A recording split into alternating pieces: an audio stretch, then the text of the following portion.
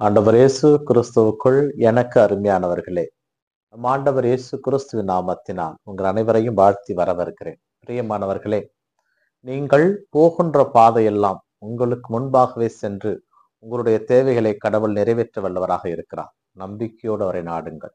இன்றைய வார்த்தை பகிர்வு நிகழ்விலே இன்று நாம் பொது காலத்தினுடைய 6வது ஞாயிற்றுக்கிழமையில் இருக்கின்றோம். இன்று நாம் சிந்திப்பதற்கென்று முதல் வாசகமாக எரேமியா இறைவாக்கினருடைய புத்தகத்திலிருந்தும், 2வது வாசகமாக புனித பவுல் கொரிந்தியருக்கு எழுதிய முதல் திருமுகத்திலிருந்தும், நற்செய்தி வாசகமாக லூக்கா நற்செய்தியிலிருந்து நமக்கு செய்திகள் கொடுக்கப்பட்டிருக்கின்றன. பிரியமானவர்களே, சுருங்க கூறின் முதல் வாசகத்திலே கடவுள் மீது நம்பிக்கை கொள்ளுங்கள், அவர் ஒருவரே உண்மையானவர், மனிதர் மீது நீங்கள் நம்பிக்கை வைப்பது சாபத்திற்கு உள்ளாக கடவுது. கடவுள் ஒருவர் உண்மையானவர், அவர் ஒருபோதும் வாக்கை மாற்ற மாட்டார், மனிதன் மாற்றி பேசுவான். அதனால் கடவுள் மீது நம்பிக்கை கொள்ளுங்கள் என்ற முதல் வாசகத்திலும், 2வது வாசகத்திலே நாம் மறுவாழ்வை பற்றி சிந்திக்கின்ற பொழுது அது தவறு என்று எண்ணக்கூடாது. ஏனென்றால் நமக்கு மறுபிறப்பு ஒன்று இருக்கிறது, அங்கே கடவுளோடு நாம் இருப்போம். ஏனென்றால் நம் ஆண்டவர் இயேசு கிறிஸ்து இறந்து உயிரோடு எழுந்தார். அதனால் நமக்கு மறுவாழ்வு உண்டு. நாம் அதை நம்பவில்லை என்றால் நம் ஆண்டவர் இறந்து உயிரோடு எழுந்தது வீணற்றதாக போய்விடும். ஆனால் நம்பிக்கையோடு கடவுளை நாடுங்கள். இன்னொரு பிறப்பு இருக்கிறது, அது ஆண்டவரோடு நாம் இணைகின்றது. அதற்கு நம்மை தகுதிப்படுத்திக் கொள்வோமாக என்று சின்னப்பர் நமக்கு அழைப்பு கொடுக்கிறார். நற்செய்தி வாசகத்தை பற்றி தான் நாம் சிந்திக்க இருக்கின்றோம். பிரியமானவர்களே, இன்றைய நற்செய்தி வாசகத்திலே யார் பேறு பெற்றவர்கள் என்ற செய்தியை பற்றி குறிப்பிடப்பட்டிருக்கிறது. பேறு பெற்றவர்கள் என்பது பொதுவாக ஆண்டவரை சொல்படி நடப்பவன். திருப்பாடலிலே ஒரு பாடல் இருக்கின்றது. அந்த திருப்பாடலிலே கடவுளுக்குரியவர்கள் யார்? மாசற்ற வாழ்வு வாழ்பவன், தீயோர் பேச்சை கேட்காதவன், ஆண்டவரோடு அனுதினமும் பேசுபவன், இவனே ஆண்டவனுக்குரியவன். அந்த திருப்பாடலில் வரிசையா வரும். ஆனா பேறு பெற்றவர்கள் என்ற இடத்திலே நாம் சிந்திக்க கடமைப்பட்டிருக்கிறோம். ஆண்டவர் இயேசு கிறிஸ்துவே 4 பேறு பெற்றவர்களையும் 4 சபிக்கப்பட்டவர்களை பற்றி பேசுகிறார். இப்படி இவர்களை பற்றி பேசுகின்ற பொழுது அதனுடைய பின்புலத்தை நாம் சிந்திக்க கடமைப்பட்டிருக்கிறோம். பிரியமானவர்களே, ஆண்டவர் இயேசு கிறிஸ்து 12 தமிழம் வரவழைத்து தம்மோடு இருக்கவும் நற்செய்தியை பறைசாற்றவும் கடவுள் 12 தேர்ந்தெடுத்தார் என்று நாம் வாசித்திருக்கிறோம். இந்த 12 தேர்ந்தெடுத்து உலகெங்கும் சென்று படைப்பிற்கெல்லாம் நற்செய்தி அறிவியுங்கள் அப்படின்னு சொல்லி அனுப்பிச்சு வச்சாரு. ஆனா போகின்ற பொழுது அவர்களுக்கு இயேசு சொன்னது, வழி தவறி போன இஸ்ராயலரிடமே நீங்கள் செல்லுங்கள் என்று சொன்னார். தந்தை கடவுள் அவருக்கு கொடுத்த வாக்கு. இயேசு கிறிஸ்துவும் அதை தான் செய்தார். ஆனால் தன் மக்களிடம் ஆண்டவர் இயேசு கிறிஸ்து செல்கிறார். யாரும் அவரை ஏற்றுக்கொள்ளவில்லை. சொந்த ஊரிலே அவரை ஏற்றுக்கொள்ளவில்லை. சொந்த ஊரிலே அவருடைய அவநம்பிக்கையை பார்த்து இயேசு ஆச்சரியப்பட்டதாக நற்செய்தியாளர்கள் பதிவு செய்திருப்பார்கள். இந்த சூழ்நிலையிலே பொதுவாக இயேசு எருசலேமை விட்டு சுற்றி உள்ள ஊர்களுக்கு போதிக்க சென்று விடுகிறார். அதிகமாக தீர், சீதோன், கலிலேயா, அந்த கடற்கரை, அந்த ஏரிக்கரை ஓரமாகவே அதிகமாக புறவனத்தார் பகுதிகளிலே இயேசு போதிக்க ஆரம்பித்தார். ஏனென்றால் அவர்கள் காது கொடுத்து கேட்க ஆரம்பித்தார்கள். இவர்கள் எல்லாம் தான் தோன்றித்தனமாக இருந்தார்கள். நமக்கு தெரியாத கடவுளா?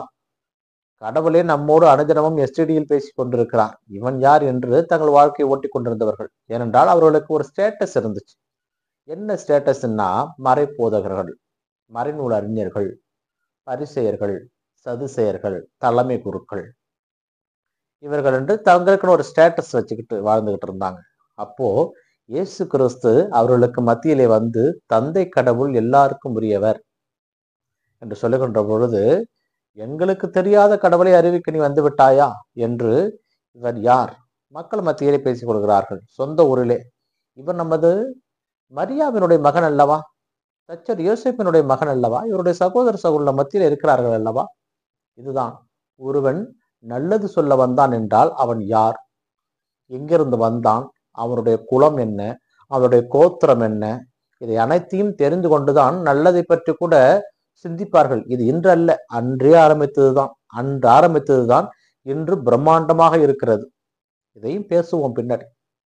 பிரியமானவர்களே, யார் பேறு பெற்றோர் அப்படின்னு பேசுறதுக்கு முன்னாடி, ஏன் இயேசு இந்த தீர், சீதோன், கலிலேயா அந்த கடற்கரை பகுதியிலே தன்னுடைய நற்செய்தியை பறைசாற்றி வந்தார் என்பதை நாம் சிந்திக்க கடமைப்பட்டிருக்கிறோம்.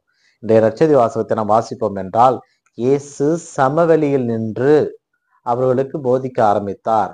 அந்த முதல் வார்த்தையே சமவெளி என்பதே நமக்கு ஒரு மிகப்பெரிய ஒரு வார்த்தையை கொடுத்துரும். சமவெளி, சமவெளினா பிளெயின் ஏரியா, அங்க மேடு பள்ளம் இருக்காது, சமதளமாக இருக்கும். ஏனென்றால் நம்மை பொறுத்தவரை கொஞ்சம் மேடு இருந்தாலே அது மேல ஏறி உக்காந்துக்கிட்டு நான் பெரிய ஆளு, நான் உயர்ந்தவன் அப்படின்னு சொல்லிடுவாங்க. இந்த மத்தியிலே இயேசு அந்த சமதளமான இடத்துல இருந்து போதிக்க ஆரம்பிக்கிறாருன்னு சொல்லி லூக்கா ஒரு ஹிண்ட் கொடுக்கிறாரு. He is for all. Jesus is for all. அந்த இடத்துல அதை அழகா சொல்ல விரும்புறார். சொல்லிட்டு அடுத்தது யார் யார் அங்க வந்தாங்கன்னு சொல்லியிருப்பாரு பாருங்க. எருசலேமிலிருந்தும், தீர் பகுதியிலிருந்தும், சீதோன் பகுதியிலிருந்தும், கலிலேய கடற்கரை பகுதியிலிருந்தும் ஏராளமான மக்கள் வந்தா. அப்பன்னா எல்லாம் அங்க இருக்கிறாங்க. எல்லாம் யூதர்கள், புறவினத்தார்கள், கலிலேயர்கள், பெலிஸ்தியர்கள், சமாரியர்கள் அனைவரும் அங்க இருக்கிறாங்க. எல்லாருமே சேர்ந்திருக்காங்க, ஒன்று சேர்ந்திருக்கிறாங்க. அப்போ இயேசு இங்கே சிறப்பாக இந்த வார்த்தையை பயன்படுத்தி இருக்கிறார். எல்லாம் சேர்ந்திருக்கும் போது இங்க யார் பேறு பெற்றவர்கள், யார் சபிக்கப்பட்டவர்கள் அழகா சொல்லிடுறார். பிரியமானவர்களே, ஏனென்றால் இயேசு இதை டக்குன்னுலாம் சொல்லல. முதலிலே அவர் எல்லா தொழுகை கூடங்களுக்கும் சென்றார், கற்பித்தார், ஆச்சரியமாக பார்த்தார்கள். ஆனால் நிறைய இடத்துல ஏற்றுக்கொள்ளவே இல்லை. ஆனால் ஒரு கலிலிய பெண் ஆண்டவரை தேடி ஓடி வருகிறாள். ஆண்டவரே, என் பெண்ணுக்கு பேய் பிடித்திருக்கிறது, நீங்கள் குணமாக்குங்கள் என்று. ஒரு நூற்றுவ தலைவன் ஓடி வருகிறான். ஒரு சமாரியர் வருகிறார். இது எல்லாம் பாருங்க, இவர்களெல்லாம் புறவினத்தார்கள், கடவுளால் தேர்ந்தெடுக்கப்பட்டவர்கள் என்று சொல்லப்பட்டவர்கள். கடவுள் தங்களோடு இருக்கிறார், இவன் யார் என்று பேசியவர்களுக்கு மத்தியிலே இயேசு கிறிஸ்து தன்னை ஏற்றுக்கொண்டவர்கள் மத்தியிலே போதிக்க ஆரம்பிக்கிறார். எங்கே உங்களுக்கு மரியாதை கிடைக்குதோ அங்கதான் உங்களுடைய பலத்தை காமிக்கணும். இயேசு கிறிஸ்துவுக்கு மரியாதை புறவினத்தார் பகுதியிலே கிடைத்தது. அவரை ஏற்றுக்கொண்டார்கள், அவரை தூக்கி கொண்டாடினார்கள், அவரை தேடி ஓடி வந்தார்கள். பசி தெரியாமல், நேரம் பார்க்காமல், வெயில் என்று பார்க்காமல், காடு மலை என்று பார்க்காமல் இயேசு கிறிஸ்துவை நாடி தேடி ஓடி வந்தார்கள். அவர்கள் களைப்பற்று போயிருந்தப்போ உணவு கொடுத்தார். அவர்கள் ஆயினில்லாத ஆடுகளைப் போல் இருந்ததால் அவர்கள் மீது பரிவு கொண்டார்.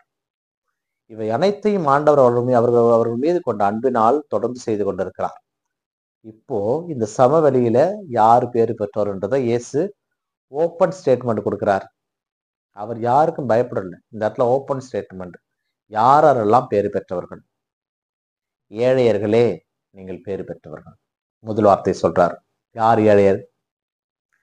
ஏழை என்பவர்கள் பணத்தினால் அல்ல, கடவுளுடைய அருளை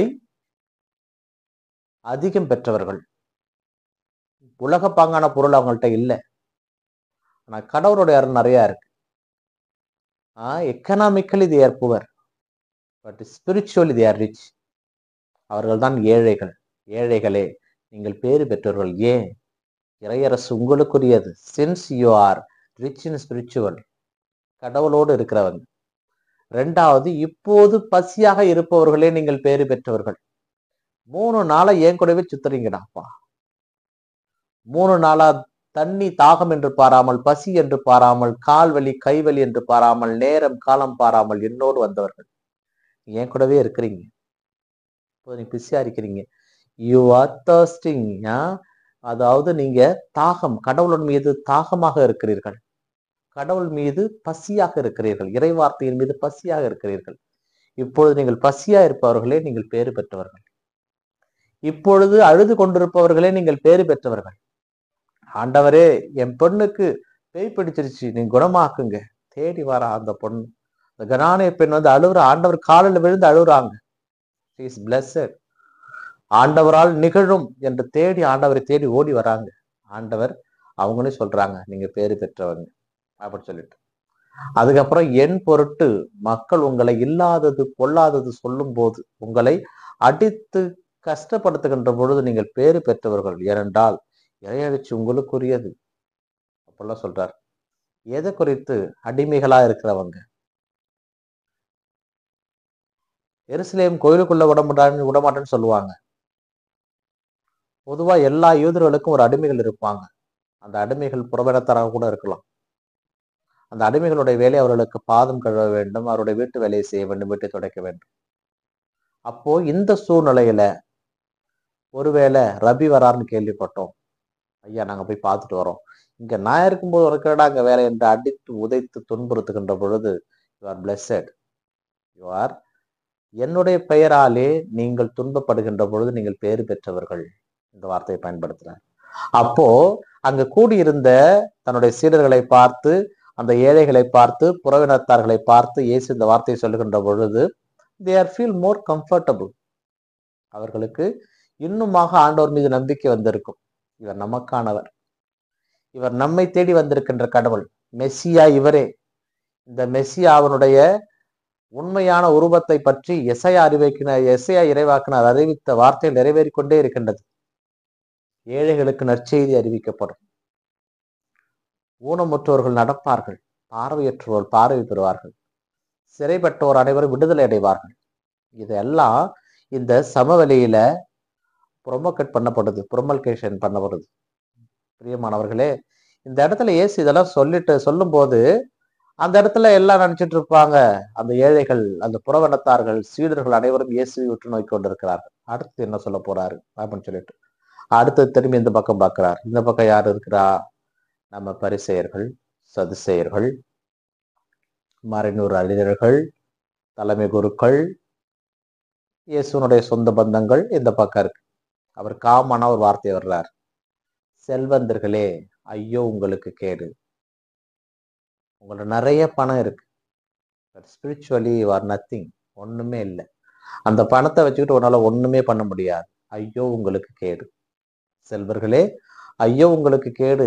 இருப்பதிலே பகிர்ந்து கொடுக்காமல் எனக்கு எனக்கு எனக்கு என்று இருப்பவனிடமிருந்தும் பிடுங்கிக் கொள்கின்ற செல்வந்தர்களே ஐயோ உங்களுக்கு கேடு.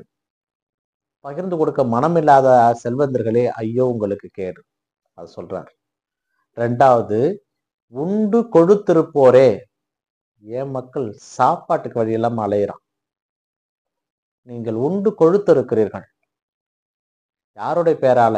எல்லாம் கடவுளுடைய பெயரால வாங்கி, அவன் கொடுக்கிற காணிக்கையெல்லாம் வாங்கிக்கிறது. இவங்களே சொல்றது, நீ பாவம் செஞ்சிட்டியா 2 ஆடை கொண்டு வந்து விட்டுட்டு போ, நீ பாவம் செஞ்சிட்டியா 10 மாடப்புறாவை கொண்டு கொடுத்துட்டு போ, நீ பாவம் செஞ்சிட்டியா ஒரு மாட்டு கண்ணுக்குட்டியை கொண்டு வந்து கொடுத்துட்டு போ. கொழுத்து உண்டு கொழுத்திருப்போரே ஐயோ உங்களுக்கு கேடு அப்படின்றார். ஏன் மக்கள் பசியால துன்புறாங்க, 3 நாளா ஏன் கூடவே நிக்கிறாங்க, பசியால துன்புறாங்க. அவங்க பிளஸட், தே ஆர் பிளஸட். ஏன்னா அவன் நோக்கம் என்னோடு இருப்பது, என்னுடைய வார்த்தையை கேட்பது. they are thirst for the word of God. கடவுளுடைய என் வார்த்தைக்காக காத்துக்கிட்டு இருக்காங்க. பட் நீ ஃபுடி, பெருந்தீனிக்காரன், உண்டு கொழுத்திருப்பவன், அப்ப நீ உனக்கு ஐயோ கேடு அப்படின்றார். அங்க அழுகின்றவர்களே நீங்கள் பேரு பெற்றவர் சொன்னார்களா, இங்க சிரிக்கிறவங்களே உங்களுக்கு ஐயோ கேடு. எதை சிரிக்கிற நீ? மக்களை பார்த்து சிரிக்கிறார்கள். பாரு, மந்தையை போல அவன் பின்னாடியே ஓடுறாங்க. அப்படி என்ன அவன் செய்யறான்? அவன் பின்னாடியே ஓடுறாங்க. அப்படி என்னத்தை செய்யறான்?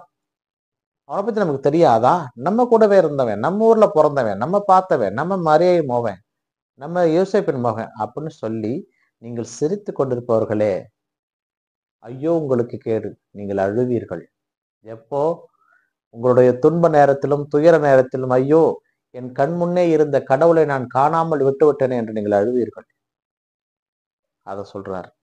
அடுத்தது, அவர் என் பொருட்டு சந்தோஷப்படுகிறவர்களே.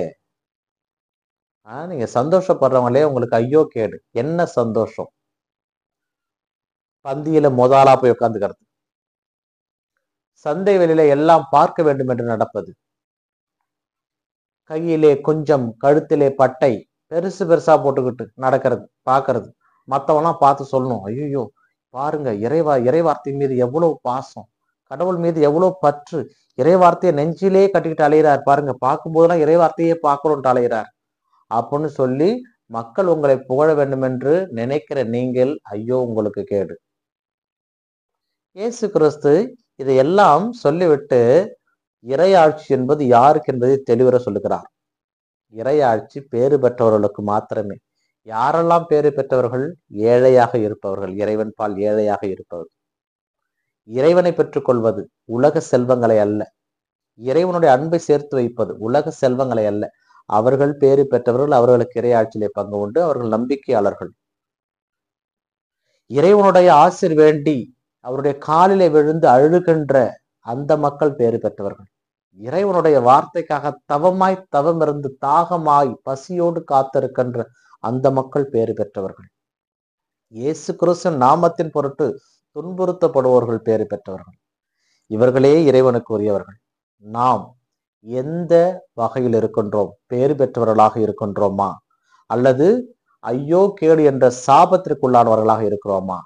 இயேசு கிறிஸ்து நம்மையும் அழைக்கிறார் அவருடைய பிள்ளையாக. எரேமியா இறைவாக்கினர் சொன்னது போல இறைவனை மட்டுமே நம்புவோம். அவரே வாக்கு மாறாதவர். அவர் ஆம் என்றால் ஆம் எனவும், இல்லை என்றால் இல்லை எனவும் சொல்லுவார். மனிதனை நீங்கள் நாடுகின்ற பொழுது அவன் உங்களை பாவத்திற்கு கொண்டு போய் விடுவான். தக்க நேரத்தில் உங்களை கைவிட்டு விடுவான். உங்களை பற்றி இல்லாதவை பொல்லாதவை சொல்லுவான். உங்களுடைய பெயரை கெடுப்பான். உங்களுடைய துன்பத்திலே அவன் இன்பம் கொள்ளுவான். ஆனால் கடவுள் அப்படி அல்ல. நீங்கள் அவரிடம் செல்கின்ற பொழுது, அவரிடம் உங்கள் தேவைகளை அறிக்கையிடுகின்ற பொழுது, அவர் உங்களுடைய கண்ணீரை தன்னுடைய தோற்பையிலே சேர்த்து வைத்து அந்த கண்ணீருக்கான விடை தெரியாமல் அந்த தண்ணீரை கீழே சிந்த மாட்டார். நம் கடவுள் உண்மையானவர், உயிருள்ளவர், ஜீவனும் வழியுமானவர். நமக்காக காத்து கொண்டிருக்கிறார். பேறு பெற்றவர்களாக மாற வாருங்கள், அவரிடம் செல்லுவோம். இறைவன் இயேசு என்றென்று வாழ்த்து பெறுவாராக. ஆமேன்.